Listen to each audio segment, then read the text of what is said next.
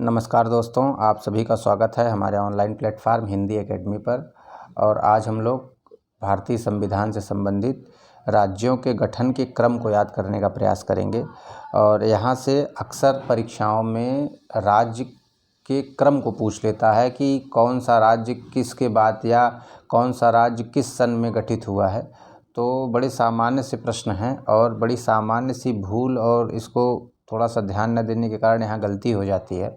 तो हम लोग आज इस सूत्र के माध्यम से यहाँ से आने वाले प्रश्नों को हमेशा के लिए याद कर लें, ताकि राज्यों के गठन का क्रम जब यदि पूछे तो हमको ये सूत्र याद रहे, तो हम आसानी से उसके क्रम का अंदाज़ा लगा सकें। तो हमारा जो सूत्र है आज का, वो सूत्र है गुणहारी हिम त्रिपुरारी मेघसी मृगो 87 छौज 2000 और ते 2014। तो मृगो 87 का मतलब है कि 1987 में कौन से राज्य गठित हुए।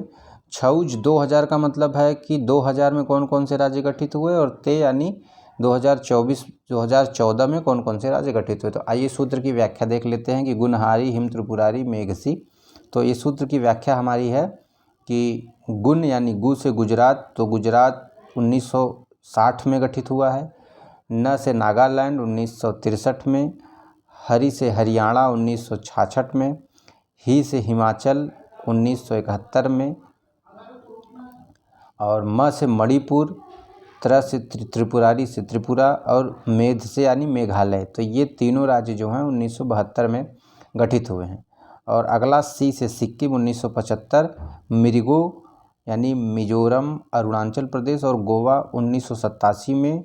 छौज यानी छ से छत्तीसगढ़, उ से उत्तराखंड और झ से झारखंड, ये सन 2000 में गठित हुए हैं। और ते यानी तेलंगाना यानी 2014 में।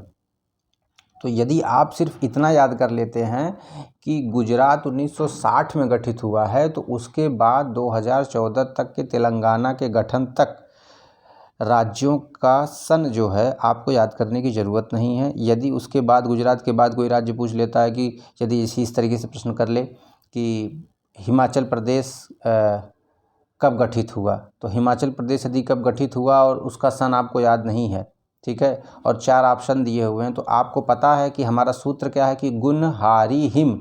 तो ग से गुजरात, न से नागालैंड, ही से हिमाचल, ही से हरियाणा और ही से हिमाचल प्रदेश।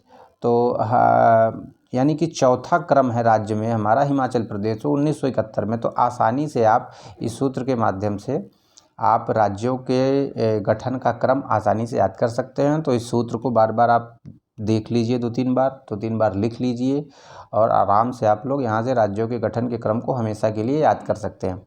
तो ये रहा आज का सूत्र हमारा। अगले दिन किसी और सूत्र के साथ उपस्थित होंगे। और इसी के साथ हमारे चैनल को लाइक करिए, सब्सक्राइब करिए और ज़्यादा से ज़्यादा शेयर करिए।